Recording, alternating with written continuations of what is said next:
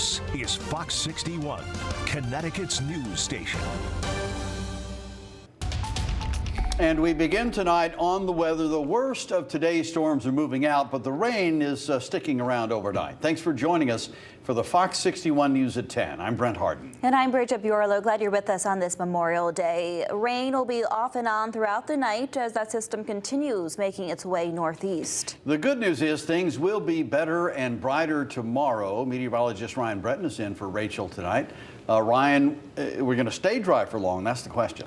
I think so, actually. We don't have any big storms the rest of the week. Couple more chances for rain midweek, but this is pretty much it as far as widespread soaking. As you can see, there still is some rain, and it's coming down at a pretty good clip near and along the shoreline. Some steady rain along the Connecticut River over into southeast Connecticut, and a real good downpour right now right over Guilford. You can see in some of the reds here right along 95 and Boston Post Road. It is raining at a pretty good clip right now. In northern Connecticut, it's more spotty rain around the Hartford area. It's actually starting to turn a bit drier to the west, but still raining.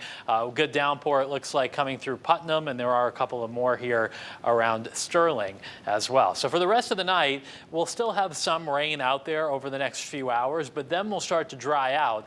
But since it's so muggy and since it's fairly warm, I think we'll have some areas of fog forming, especially near the shoreline. So out the door in the morning, there will be clouds and patches of fog, especially in southern Connecticut. Then the afternoon it turns bright and sunny. It will be a warm afternoon. No issues for the evening commute, and temperatures rise in a pretty big way tomorrow. The high 84 in Windsor Locks, 82 in Hartford, 80 degrees in New Haven, and 75 in Groton. It will be quite humid through the rest of the night into tomorrow morning, but as the wind comes in out of the west tomorrow, that will help drop the humidity. So by the end of the day, it should feel much less humid. Now, Brent mentioned there may be a little bit more rain. We'll time that out. We'll take a look ahead to the weekend, too, coming up in just a bit. All right, Ryan, thank you. And while the rain did its best to stop Memorial Day ceremonies across the state, many people still came together to honor our fallen heroes. Fox 61's Julia LeBlanc shows us why some towns made sure to work around Mother Nature's plans. From Prospect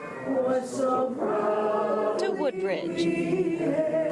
Community members, first responders, veterans, and families who lost a service member. Thank you very much. Taking the time to remember them. I was lucky. We lost 119 guys in my company. So I was one of the lucky guys. 91-year-old Sandy Sufreen, a Woodbridge native, served as a Marine in the Korean War when he was 18 years old. At 21, he came back home. It's a tough day for people that reflect back. People never came back. You know, I had friends of mine that died there. This day, even harder for him and his wife, Betty, as they also reflect on their grandson, 20-year-old Army Private First Class Eric Sufreen, who was killed while serving in Afghanistan in 2011. Every year, the town lays a wreath in his memory. He was coming home 2 weeks.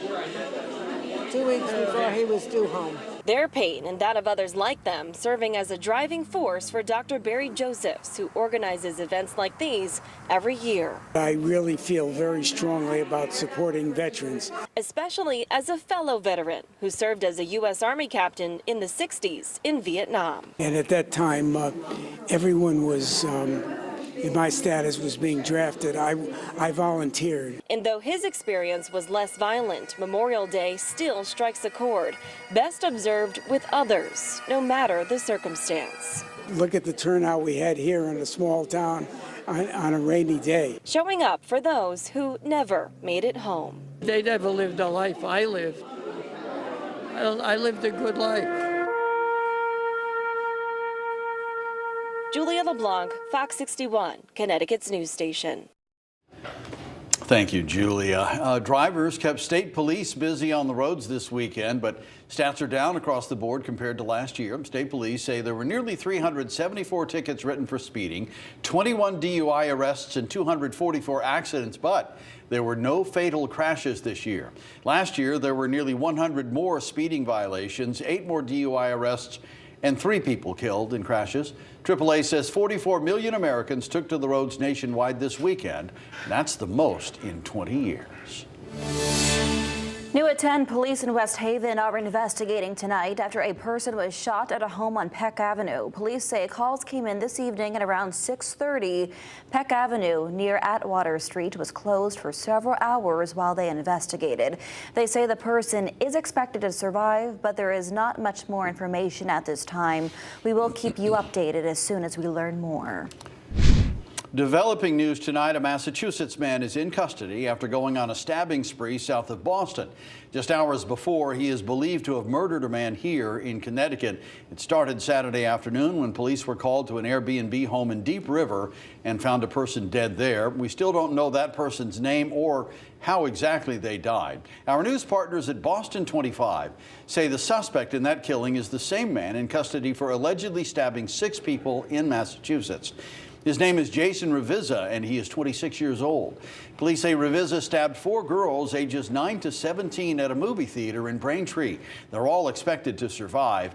Police say Revizza then drove to Plymouth, Massachusetts, where he is accused of stabbing 2 McDonald's workers, one through the drive-through window and then another inside the restaurant. Both of those victims are also expected to survive. Connecticut State Police have not identified Revizza as a suspect in the Deep River murder. We are expecting to learn more about the connection tomorrow when Revizza appears in Massachusetts court for the assault charges. Naugatuck police are investigating what they're calling an untimely death. Police say they responded to a report of a gunshot at a home on Goldfinch Lane Saturday night. Officers finding one person dead and another was rushed to the hospital. We're told their injuries not life-threatening. The state police major crime squad is assisting with the investigation. We'll let you know as soon as we learn more. Police have arrested a man accused of stabbing another man several times at a home in Windsor.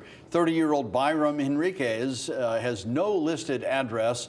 He allegedly attacked a 29-year-old man at a home on Elm Street last night. That man was seriously hurt, but police say he's expected to survive. Henriquez faces assault charges and will be in court tomorrow morning for arraignment. A frightening morning commute for people taking the Metro North train in Waterbury. Transportation officials say a train was delayed after it hit a tree that was sitting on the tracks. You see it right here. The collision happening in Milford near Herbert Street. One of the passengers was taken to the hospital for minor injuries. The rest of the passengers were transported by bus. This so that crews could remove the train from the tracks. An especially violent weekend in Bridgeport. There were at least 5 incidents of gunfire from Saturday night into Sunday morning.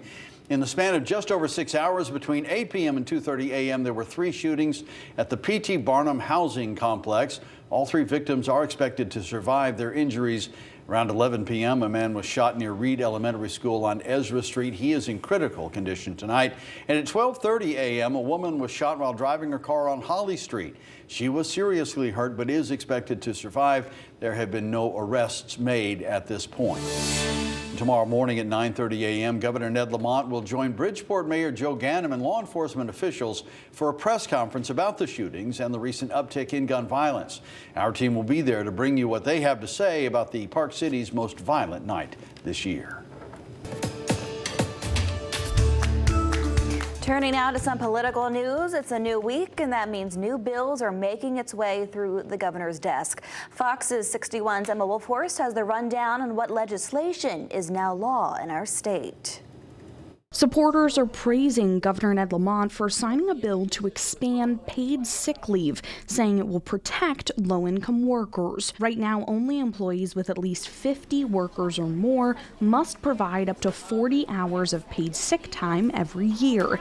Now, that law will gradually expand, covering private sector employers with at least 25 employees in 2025, those with at least 11 employees by 2026, and eventually nearly all all businesses with at least one employee in 2027. The bill does exempt seasonal employees and certain union construction workers. The measure also broadens the reasons employees may use the leave to include events like closures due to a public health emergency and quarantines, and prohibits businesses from requiring employees to provide documentation to support their reasons for taking time off. While it received support, legislative Republicans say this bill will crush jobs and small businesses. In a statement, Senate Minority Leader Stephen Harding and Ranking Senator on the Labor and Public Employees Committee Rob Sampson said this will hurt employers and employees by eliminating their ability to negotiate employment terms themselves. A measure lawmakers across the aisle both got behind, though, protections for healthcare workers. Starting October 1st, home health care and aid agencies